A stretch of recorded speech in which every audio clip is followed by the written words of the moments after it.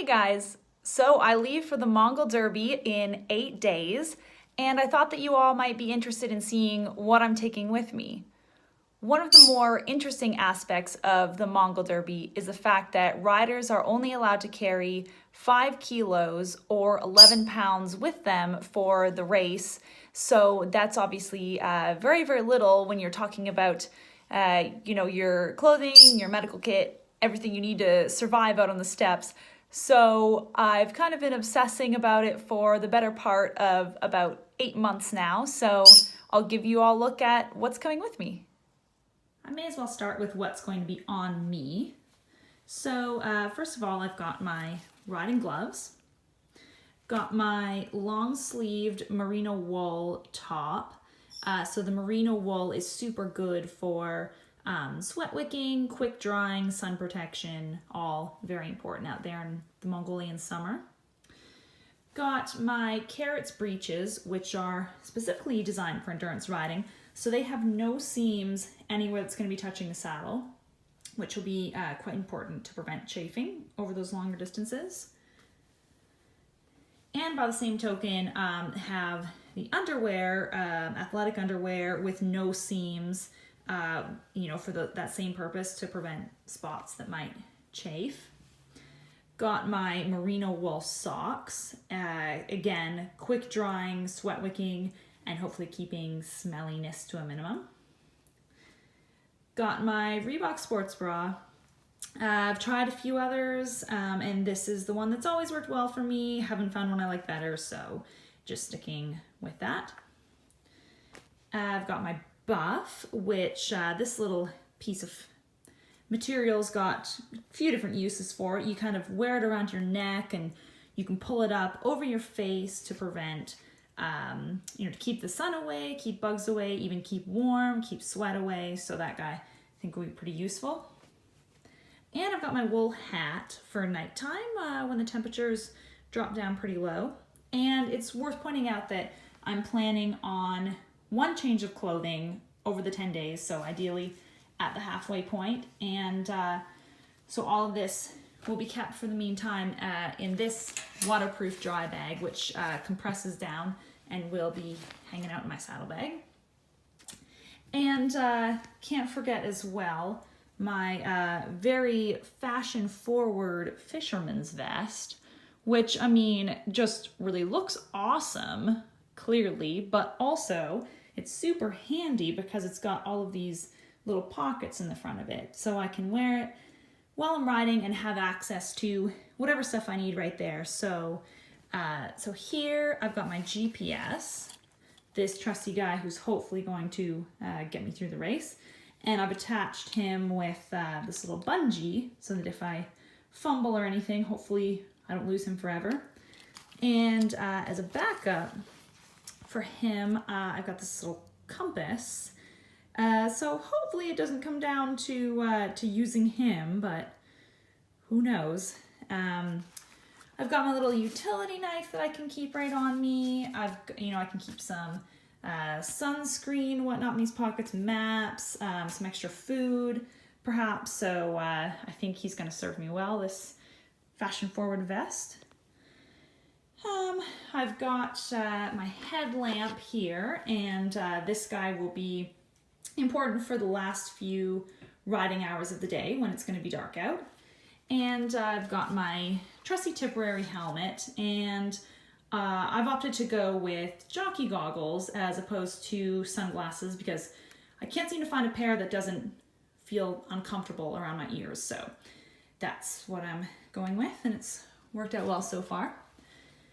I've got, I've got right here as well, this isn't part of my clothing, but this is the girth sleeve, so hopefully prevent, any rubs on the horse.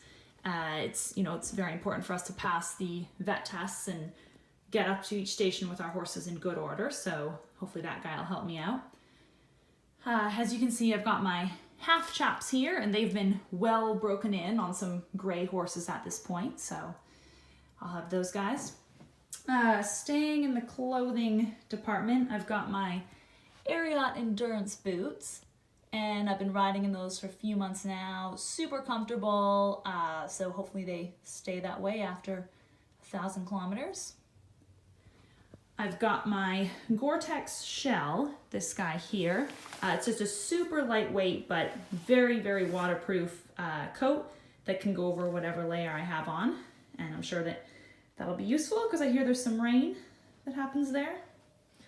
Then I have my down coat, again for when it gets cold at night. This guy is super warm but also super lightweight and super compressible. And it will compress down to almost nothing and go into this dry bag and just hang out until I need it. So should be good. And I've got this tape here that I picked up. It's just meant for patching something like my coat or my sleeping bag if that happens to get a rip in it. And so I think that that will be really useful because I'm sure the odds of that happening are pretty good. Speaking of my sleeping bag, that's what this guy here is. He compresses down super small. It's down again, so super compressible, super light. This whole thing weighs only around a pound. So I've got that. I've got the bivy bag, and the purpose of that is it's like a waterproof shell for the sleeping bag. So if I happen to be camping out or it's wet where I'm sleeping, I just pull this over so that I can stay dry and the sleeping bag can stay dry. I've got my stirrups and my stirrup leathers. So I'm just going with a regular English stirrup leather. That's what I'm used to riding in, so I'm not complicating things too much. Just gonna leave it at that. And I've got my Easy Ride Endurance stirrups.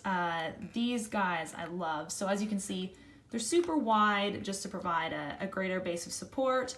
And it's like a foam base, which is good for comfort, shock absorption, good to help those joints when you're spending so much time in the saddle. And as you can see, I've been getting plenty of practice with them too. I've got an extra stirrup leather, which hopefully I won't need. And up until then, or if I do, it's going to be used as an oh shit strap, or maybe better known as a neck strap to hang on to in case of ornery horse. I have this gel seat saver, which was just sent to me by last year's Derby rider, Brooke Wharton, and it got her right through to the finish line. So I'm hoping that that's some good juju with that guy there. So I'll just take it with me and see how it feels and fits at the start camp, and hopefully it's something I can make use of myself. I've got my batteries here. So I've got batteries for, spare batteries for the GPS and for my headlamp as well. And I guess we can move over to the medical side of the kit.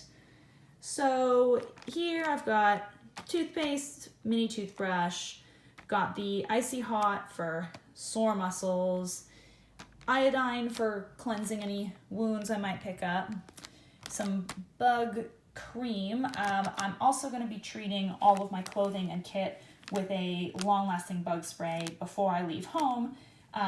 So those little guys tend to be attracted to me, so just take every measure we can to keep them away. Got some eye drops, some SPF chapsticks, a few different kinds of pain relievers, water purifier. We will have purified water available to us at the horse stations, but this is just a good thing to carry just in case we get stuck out in the middle somewhere and need to do some more. Got some super heavy-duty sunscreen, some more sunscreens, lip balms, some antibiotics for, let's just say, if we run into any digestive issues, which I heard can be a real thing as well. Over here I've got my various Band-Aids and gauze pads, liquid bandage, my chamois butter, which is my new favorite thing, secret weapon, awesome for preventing chafing and heat rash, so I'm going to be using a whole lot of that, I imagine. Got duct tape, which I hear is, just the quickest, easiest fix for when you start chafing. Just throw some duct tape over the chafe spot and keep on riding and leave it there until you reach the finish line. So that sounds like it's a good, quick preventative measure. May not be so comfortable ripping all the duct tape off your skin at the end, but we'll worry about that when we get there. Got some wilderness wipes. This will be my shower for the 10 days. I know it's very luxurious. Got just a little travel towel, which is supposed to be super absorbent and fast drying, so we'll see. I'm sure that'll come in useful. Very important out there riding super long days in the heat. We have to have electrolytes, so I've got one of these guys for every day, and then I'll probably start with that in the morning, and then throughout the rest of the day I've got these Endurolights, which I can keep taking the tablets throughout the day, so that'll be good. And got some vet wrap, just something I thought would be super small, super light, and could be handy for both me and the horse and my equipment and anything else, so that might come in handy. I've got my GoPro and my recharge pack so that you guys can all relive this with me when I come back. You're very welcome. So I have not taken up smoking. No promise that that won't happen before the end of the race, but for the time being, these are actually gifts for the herders who are providing us the horses, providing us our meals and shelter while we're out there. So apparently they like some American cigarettes, so I'll be handing them out to them. And I've got for the women just these nice little hair ties there, and for the kids some balloons, so hopefully they like those. So I guess at this point I can show you the saddle bag, which is here. So all of this that I've just shown you is going to fit into this bag, and this is going to get strapped onto the back of the horse. So I'm taking these things with me. So these are coming to start camp. Some of them will come with me, some of them won't. Just got bungee cords, paracord, cable ties. So we've got 3 days out there to play around with everything and figure out how we're gonna keep this guy strapped down before we start. So I'll figure out exactly what I need, taking too much and then send some to the finish line ahead with the rest of my stuff. So I've got that.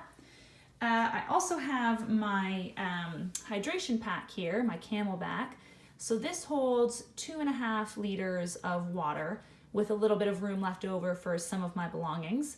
So one of the interesting elements of the packing is basically having to decide, so whatever you put in the saddlebag, it's good because you won't have to carry the weight on your back, and the horse will be carrying the weight. However, whatever you're leaving not attached to yourself, you are running the risk of, if and when you part company with your horse, you may be forever parting company with your belongings. So some of your things that you're deeming super valuable, you may want to carry on your back in your Camelback or in the fisherman's vest, like I pointed out before. So I think I'll definitely be carrying my down coat and some of my medical supplies in here, but the majority of the stuff is going in here, and I guess we'll just have to hope for the best. And as I said, we've got 5 kilos, which is 11 pounds to work with. I've weighed this all out on my own scale, and it comes in just under 5 kilos, so just have to hope that my scale matches up with what they've got out there in Mongolia. But there you go. There's 8 months of planning, and that's what's coming with me.